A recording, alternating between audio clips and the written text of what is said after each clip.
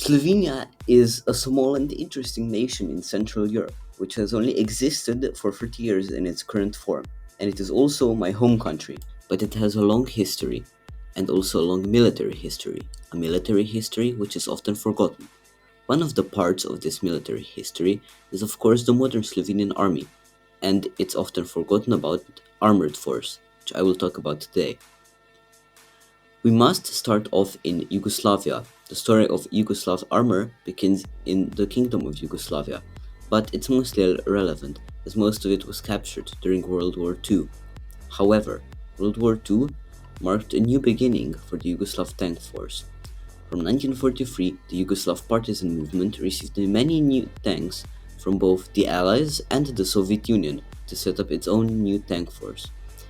And this is what would morph into the Yugoslav tank force in the Cold War. One bit that is often forgotten is that a big factor in setting up of this tank force were Slovenes. Many important officers were from Slovenia, as were many tankers.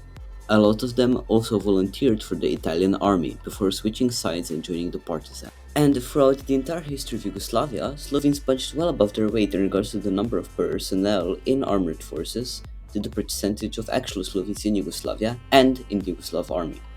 But it is this fact that was ultimately disastrous for Yugoslavia in the 10-Day War, where Slovenia gained its independence, as a lot of tankers were Slovenes and switched sides. Also, most of Yugoslavia's modern equipment was stationed in Slovenia, which meant that a lot of its A-type units, so the most well-equipped units, were stationed in Slovenia, which meant that it was these units who tried to stop our independence.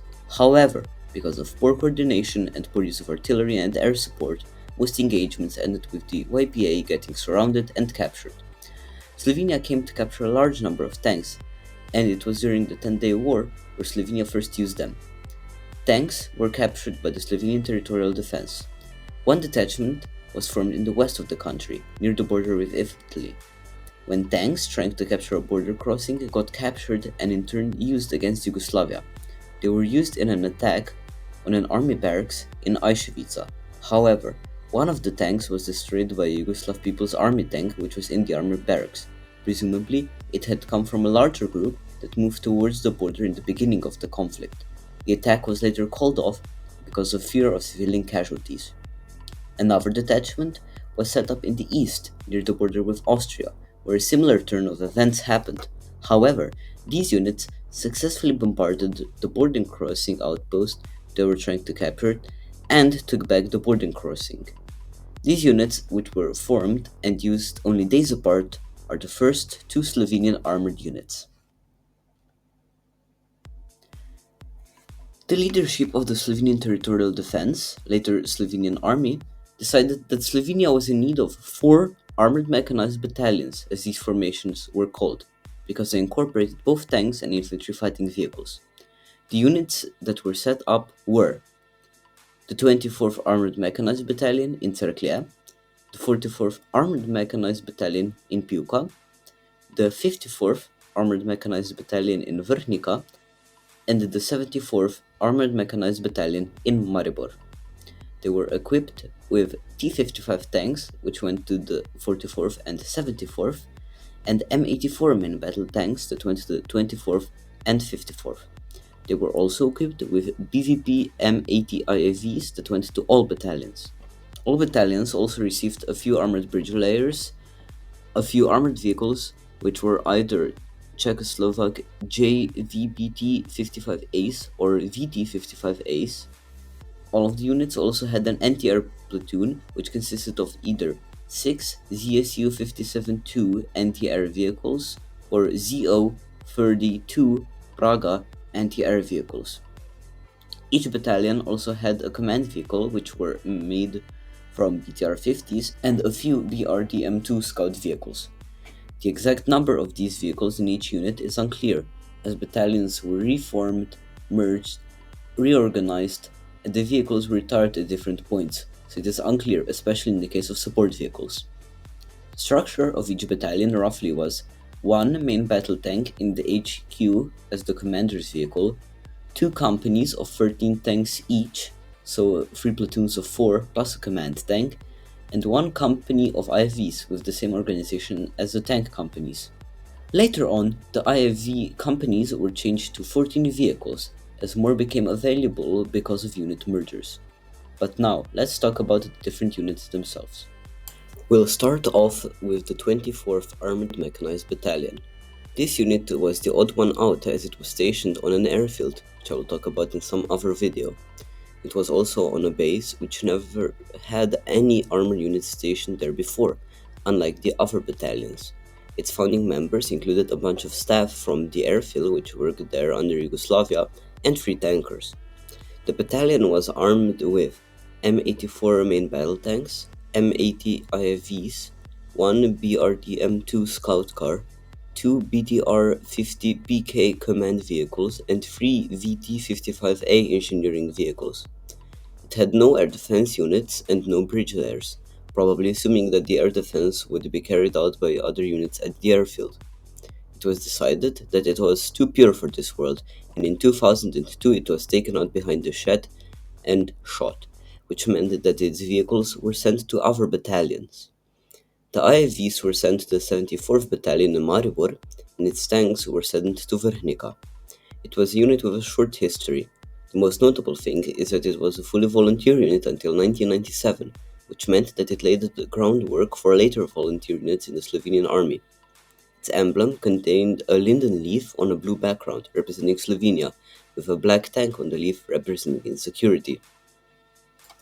The next unit we will look at is the 44th Armored Mechanized Battalion, which was formed in Piłka in 1992. It was armed with T-55A tanks, BVP M80 IFVs, 1 BTR-50 PK command vehicle, 1 VT-55 engineering vehicle, 2 JVBT-55A engineering vehicles, 2 MT-55 armored bridge layers, and 9 ZO-57-2 anti-air vehicles. It was reformed into the 44th Learning Battalion for Armored and Mechanized Units in 2001. It lost a company of T-55s, but gained a platoon of M84s, which came from the 24th Battalion. It had a shorter history, and in 2002 was merged with the 54th Armored Mechanized Battalion. Its emblem is the Grey Wolf, which lives in those areas and symbolizes the fighting capability and speed of the battalion. The 54th Armored Mechanized Battalion was formed in 1992. It was armed with M84 MBTs, BVP M80A IFVs, 4 BRDM-2 scout vehicles, 1 JVBT-55A engineering vehicle, 2 MT-55 bridging vehicles, 1 VT-55A engineering vehicle, and 1 BTR-50 PK command vehicle. It was the premier unit of Slovenian armor, and it represented the best of the best. Its emblem is a white unicorn on a black background. It merged with the 44th Learning Battalion in 2002 and was renamed into the 45th Armored Battalion. The emblems were also merged since neither of the units wanted to give up their own symbolism. It gained a company of M84 MBTs, which meant the total was now up to 40, and retained the same number of IFVs. It had 1 BTR-50 PK command vehicle, 1 BRDM-2 scout car, 2 MT-55A bridge layers, and 2 JVBT-55A engineering vehicles. However, it lost its anti-air vehicles, as those were retired by then.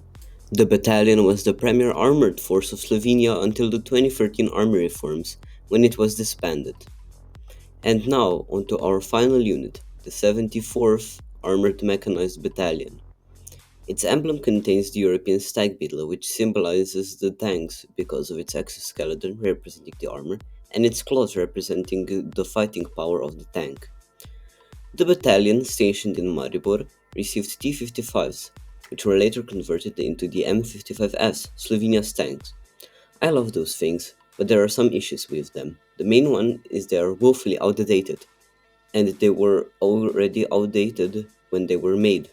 It probably didn't contribute to the happiness of the tankers knowing that they were going to operate these obsolete MBTs, especially after the M84s were given to other units when the 24th Battalion was disbanded. The battalion used its tanks until 2007, when most of them were sent to Puka for storage, and in 2008 it officially turned into the 74th Motorized Battalion, awaiting delivery of the Patria APC. The problem is, the Patria never arrived. I mean, it did, but only 30, and not the 50-something that were promised for this unit. It is the result of the largest single military scandal in Slovenian history, but I will talk about that in another video, because it deserves it. However, back to the battalion. It is the only battalion of these left. However, now it's an infantry unit, and is set to receive Patria under the new purchase, with deliveries starting around 2026 to 2027. As for the others, as I stated before, they were all disbanded, except for the 45th, kinda. It was turned into the 45th Center for Tracked Combat Vehicles in Puka. It was a company-sized unit that upkept the vehicles. It put most of the vehicles in storage, but kept around a company of MBTs in active service. In 2025, it was renamed the 45th Tank Company and placed under the control of the 1st Brigade and taken from the Logistics Brigade, where it was previously, which might indicate an enlargement. However, it is still only a company, and there are new purchases which were declared by the government. Because if Slovenia were to reinstitute a battalion, it would be better to buy a new tank than to drag out all M84s from storage. It is my personal opinion that should be the South Korean K2, but we'll see. New tank purchases will probably happen around 2027. It was slated before that it would happen around 2030, however the new budget increase will probably speed up some other purchases and free up money fast. The history of the Slovenian armored force is brief, yet packed with events. However, it was never able to prove itself in combat. However, I'm hopeful for the future, as it will probably be enlarged and modern equipment will come. But for now, goodbye, and see you in the next video.